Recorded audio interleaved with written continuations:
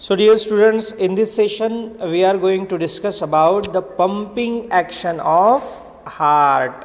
Heart का pumping action कैसे होता है ये देखते हैं. देखिए ये जो प्रश्न है, ये जो क्वेश्चन है आपको आ सकता है कि discuss the pumping action of heart, जिसमें आपको एक छोटा सा सिंपल सा टेंटेटिव रफ डायग्राम देना होता है और आपको लगभग 3 मार्क्स के लिए ये क्वेश्चन पूछने के चांसेस होते हैं. तो इसमें आपको क्या क्या डिस्कस करना होता है कि हार्ट जो है एक मेन पंपिंग ऑर्गन है. हार्ट क्या है? मेन पंपिंग ऑर्गन है हमारे सर्कुलेटरी सिस्टम का. दूसरा पॉइंट ये रहता है कि पंपिंग एक्शन जो है हार्ट की वो एक रिदमिक कॉन्ट्रैक्शन और रिलैक्सेशन जो कि कार्डियक मसल्स की होती है. ठीक है, कार्डियक मसल्स के रिदमिक कॉन्ट्रैक्शन एंड रिलैक्सेशन के कारण होता है. Pumping action is because of the rhythmic contraction and relaxation of the cardiac muscles और you can say heart muscles. Clear है बेटा? उसके बाद में हार्ट का जो कॉन्ट्रैक्शन है, हार्ट के मसल का जो कॉन्ट्रैक्शन है उसको बोलते हैं सिस्टोल. उसको क्या बोलते हैं? सिस्टोल. और हार्ट का जो मसल्स का रिलैक्सेशन है उससे बोलते हैं डायस्टोल. ठीक है, नेक्स्ट पॉइंट पे आते हैं. नेक्स्ट पॉइंट में ये है कि एक अगर सिस्टोल होता है, that is the single systole is followed by the diastole makes 1 heart beat. ठीक है, मतलब इसको अगर बहुत सिंपल समझना है तो एक सिस्टोल और एक diastole is equal to 1 heart beat. तो आपको पूछा जा सकता है डिफाइन हार्ट बीट 1 मार्क्स के लिए. और व्हाट इज हार्ट बीट? ठीक है, 1 systole followed by 1 diastole is called as heart beat. समझ में आया? So heart beat. देखिए अब एक हार्ट बीट जो है उसमें वो जो है नॉर्मल किसी ह्यूमन में 70 से 72 टाइम्स होती है पर मिनट. 1 मिनट में 70 to 72 बीट्स हो जाएंगे. इसको हम क्या बोलते हैं? यस, हार्ट रेट बोलते हैं. क्या बोलते हैं? हार्ट रेट बोलते हैं. तो डिफाइन हार्ट रेट पूछा जाएगा. So in normal adult human the heart rate is 70 to 72 beats. 70 से 72 बीट्स पर मिनट होती है हार्ट रेट में. Now during each heart beat ventricle pump about the 70 ml of blood. एक heart beat मतलब एक systole एक diastole में, diastole को हम हार्ट बीट बोलते हैं, और एक हार्ट बीट में हार्ट कितना ब्लड हार्ट के बाहर फेंक देता है, पंप करता है, पुश करता है. 70 ml. कितना करता है? 70. सो इसे स्ट्रोक वॉल्यूम बोलते हैं. क्या बोलते हैं? स्ट्रोक वॉल्यूम बोलते हैं. अब हम देखते हैं कार्डियक आउटपुट क्या होता है. देखते हैं कार्डियक आउटपुट क्या होता है. देखिए एक हार्ट बीट जो है, एक हार्ट बीट में हार्ट 70 ml ब्लड बाहर फेंकता है. कितना? इस प्रकार से 72 हार्ट बीट्स जो है उसमें कितना ब्लड बाहर फेंका जाएगा. सो 72 इंटू 70 अगर हम लोग करेंगे तो ये आएगा 5040. कितना आएगा? 5040. सो 5040 ml ब्लड जो है वो बाहर निकाल दिया जाएगा, हार्ट के बाहर फेंक दिया जाएगा. It is tentatively approximately equal to 5 litre blood. Yes और नो? सो 1 मिनट में हार्ट लगभग 5 लीटर ब्लड को क्या करता है? पंप करता है. इसी को ही कार्डियक आउटपुट बोला जाता है. इसी को ही क्या बोला जाता है? कार्डियक आउटपुट बोला जाता है. अब बात करते हैं conducting tissue of the heart. अब बात करते हैं conducting tissue of the heart के बारे में. Conducting tissue of the heart कौन कौन है? हार्ट में से कौन से टिश्यू है जो हार्ट के इस कंडक्शन के प्रोसेस के लिए काम में आते हैं? देखिए सबसे पहले ये समझना होता है कि there are 2 types of heart on the basis of which type of tissue operates और कंट्रोल द हार्ट. यस और नो?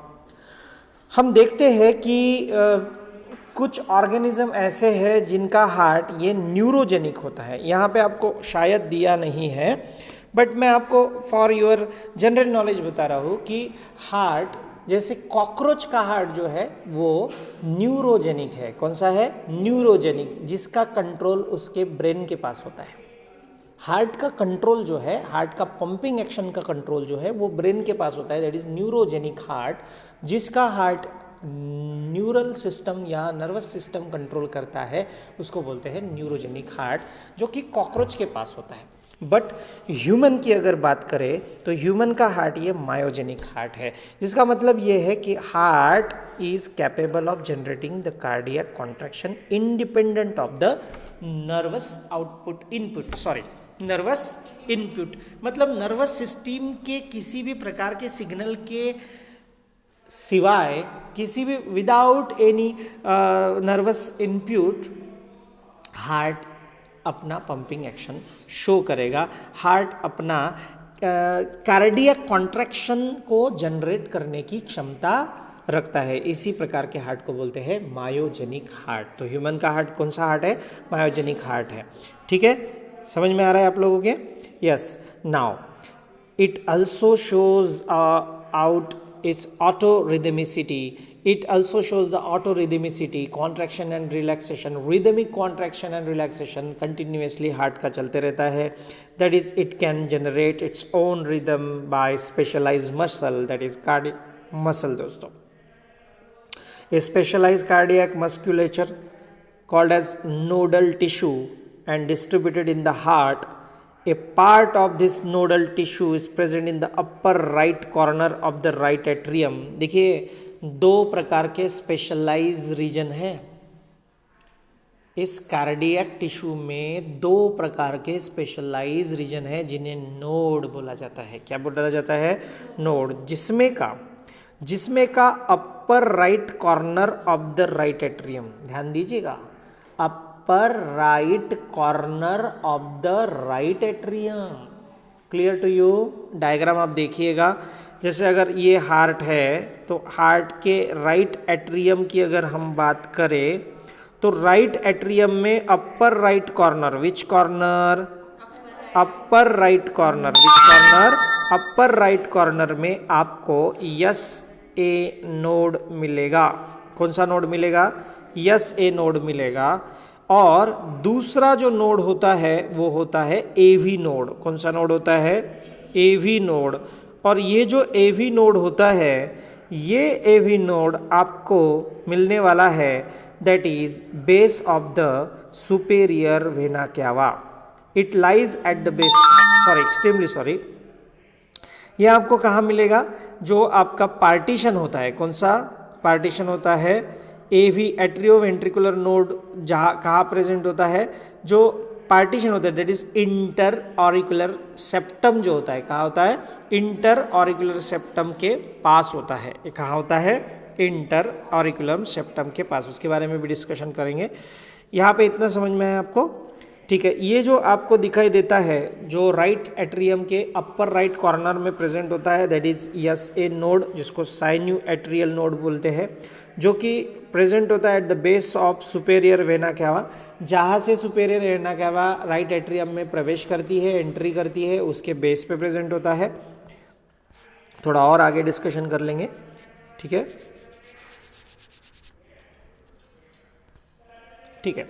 सो दूसरा जो नोडल टिश्यू है, जो कि एक प्रकार से मॉडिफाइड मस्कुलर फाइबर है, जो कि ऑटोरिदमिक फाइबर से बना हुआ है और जिसके कारण हार्ट का रेट कंट्रोल होता है। हाँ, ठीक है। Conducting nodal tissue consist of S A node, AV node, bundle of His and Purkinje fibre. ये चार कंपोनेंट जो है ये नोडल टिश्यू के, कंडक्टिंग नोडल टिश्यू के कंपोनेंट है। या से नोड, ए वी नोड, उसके बाद में bundle of His and Purkinje fibre. आपको ध्यान रखना होगा कि ये कंडक्टिंग नोडल टिश्यू के चार कंपोनेंट होंगे। एक होगा एसए नोड, दूसरा होगा एवी नोड, तीसरा होगा bundle of His and fourth होगा परकिंजे फाइबर। अब थोड़ा आगे और जाएंगे।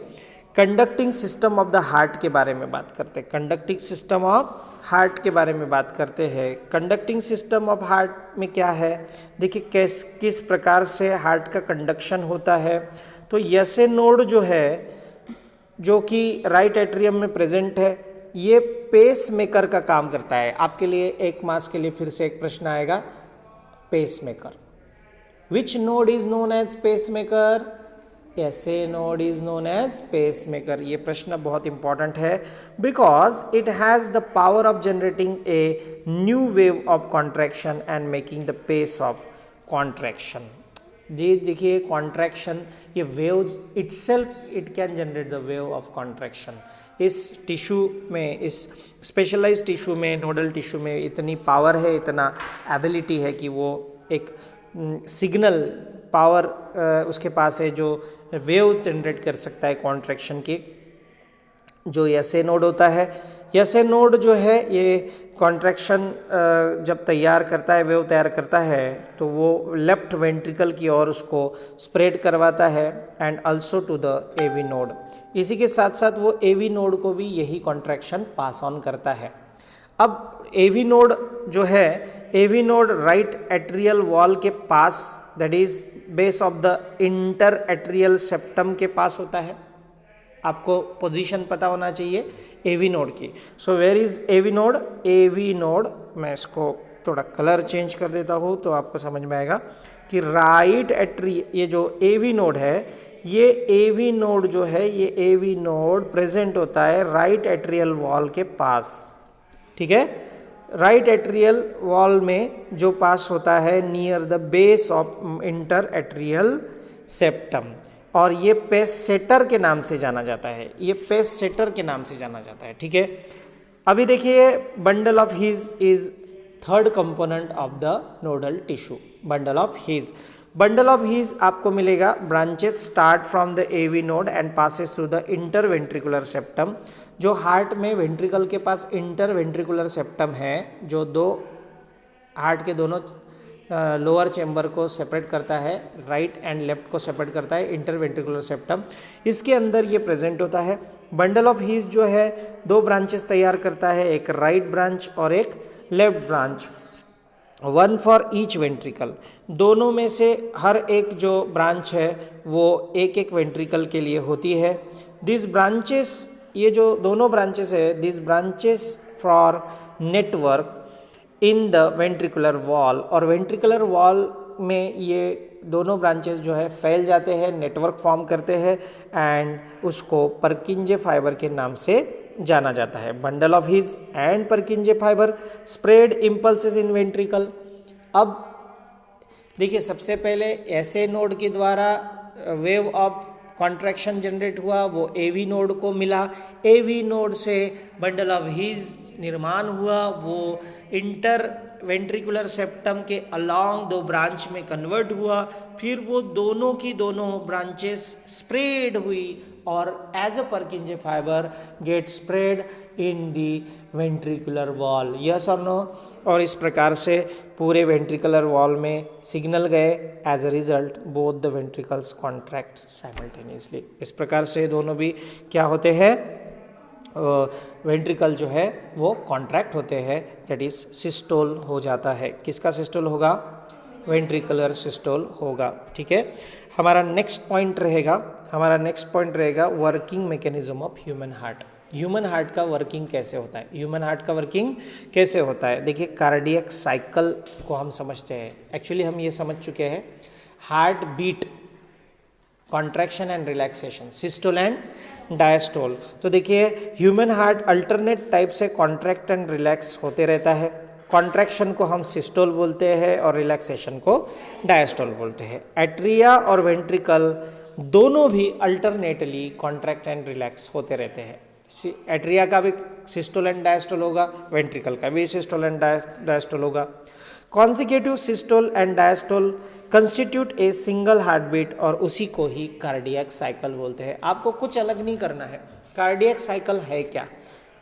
Systematic rhythmic contraction and relaxation of the heart is called as cardiac cycle और heart beat. Simple. So the cardiac cycle is nothing but a heart beat. अब देखिए, एक कार्डियक साइकिल मतलब एक हार्ट बीट कंप्लीट होने के लिए heart को समय लगता है 0.8 सेकंड। मतलब एक सेकंड के अंदर, एक 1 सेकंड के अंदर ही, कम समय में, 1 सेकंड से भी कम समय में, बात समझ रहे हैं? 8 सेकंड है क्या ये? नहीं, 0.8 सेकंड, मतलब 1 सेकंड भी पूरा नहीं होता है। Clear to you? Yes. So 0.8 second के अंदर ही, within the 0.8 second, this cardiac cycle is performed. On an average, there are 72 heartbeats occurs per minute in adult at resting position। दोस्तों, मैं ये नहीं बोल रहा हूँ कि आप कोई दौड़ता हुआ व्यक्ति कंसिडर करें और उसके कार्डियक साइकिल की बात करें, नहीं। जब कोई भी अडल्ट व्यक्ति रेस्टिंग पोजीशन में होगा तो उसका जब हम हार्ट बीट देखेंगे या फिर उसका कार्डियक साइकिल देखेंगे, so there are 72 heart beats perform by the heart within 1 minute. Clear to you? Right. So 72 heart beats हो गए। इस प्रकार से 2 प्रक्रिया उसमें होती है जो हम बोल चुके हैं। एक होता है एट्रियल सिस्टोल होता है। सबसे पहले एट्रिया का कॉन्ट्रैक्शन होगा, दैट इज एट्रियल सिस्टोल होगा। देखिए, right atrium receives the deoxygenated blood and left atrium receives the oxygenated blood, सबको पता है। 2 एट्रिया है, दोनों एट्रिया में ब्लड आएगा, लेफ्ट साइड में ऑक्सीजनेटेड ब्लड आएगा, राइट साइड में डीऑक्सीजनेटेड ब्लड आएगा। यस और नो? ठीक है। When both the atria completely filled with the blood, pressure is exerted on the wall। समझ में आ रहा है? दोनों भी, because both are the receiving chamber, and when they receives blood, they filled with the blood, and when they completely filled with the blood, the wall experience a pressure। Wall में pressure feel होगा, blood pressure is exerted on the wall. In response to this pressure, S A node get excited. अब इसी प्रेशर के कारण, that is atria के wall पे जो प्रेशर लगता है ब्लड का, उस प्रेशर, क्योंकि ब्लड जब भरते जाएगा उसमें तो एक नेचुरली कैलकुलेटेड वैल्यू रहेगी। उस प्रेशर, वो प्रेशर एक उसके पिक वैल्यू पर पहुंच गया कि ये भी नोड को, कौन सा नोड? AV, ऐसे नोड, एक्सट्रीमली सॉरी, ऐसे नोड को पता चलेगा कि यस ब्लड भर चुका है, चेम्बर भर चुका है। It get excited and generate the cardiac impulse. Due to this the cardiac muscles in the atria wall contract causing atrial systole, जिसके कारण एट्रियल सिस्टोल हो जाएगा। ऊपर के दोनों चेम्बर्स कॉन्ट्रैक्ट हो जाएंगे और ब्लड पुश्ड होगा in the downward direction into the respective ventricles। respective ventricles में blood shift हो जाएगा। clear to you? during the atrial systole blood pump into the ventricles। blood कहाँ चला जाएगा? वेंट्रिकल्स में, रिस्पेक्टिव वेंट्रिकल्स में चला जाएगा।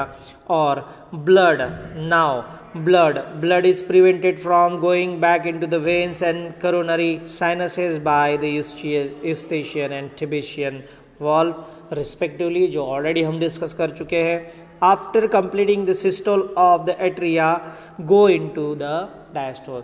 जैसे ही सिस्टोल कंप्लीट हो जाएगा, डायस्टोल हो जाएगा, एट्रिया का रिलैक्सेशन हो जाएगा, atria will relax and that is called as diastole. अगर हम लोग इसका टाइम टू टाइम बात करें, इसके समय की बात करें, तो देखिए नॉर्मल कंडीशन में एट्रिया के सिस्टोल के लिए इसका एक टेबल बना के रखें। एग्जाम में जाते समय आप इसका टेबल बनाएं। देखिए एट्रिया लिखे ऊपर, एट्रिया का सिस्टोल कितने समय में, ऑलरेडी जब आपको रेगुलर लेक्चर में पढ़ा रहा था तब आपको मैं टेबल ड्रॉ करके दे चुका हूँ। मैंने बोला था कि एट्रिया का सिस्टोल होगा।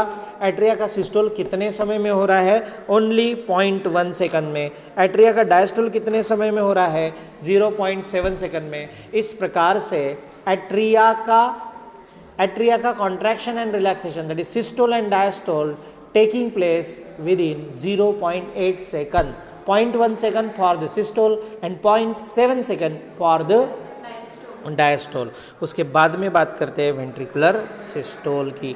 वेंट्रिकुलर सिस्टोल क्या है? देखिए, इम्पल्स ऐसे नोड से निकलते हैं और एवी नोड तक पहुंच जाते हैं। ऑलरेडी डिस्कस हुआ है एवी नोड कहाँ है, बंडल ऑफ हीज, 2 ब्रांचेस, उसके नेटवर्क दैट इज पर्किंजे फाइबर, और ये कहाँ है, सब वेंट्रिकल के वॉल में है।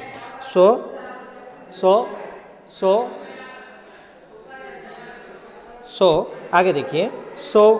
ये जो नोड है ये इम्पल्स भेजते हैं bundle of His and from the bundle of His to Purkinje fibre. Purkinje fibre जैसे ही ये इम्पल्स को स्प्रेड करते हैं all over the wall of the ventricle, due to this ventricle की वॉल कॉन्ट्रैक्ट होना शुरू हो जाती है, वेंट्रिकल का सिस्टोल हो जाता है। During the ventricular systole, right ventricle pump the deoxygenated blood into the pulmonary trunk और लेफ्ट वेंट्रिकल ऑक्सीजनेटेड ब्लड को एवॉर्टा में फोर्स्ड कर देता है, पुश कर देता है।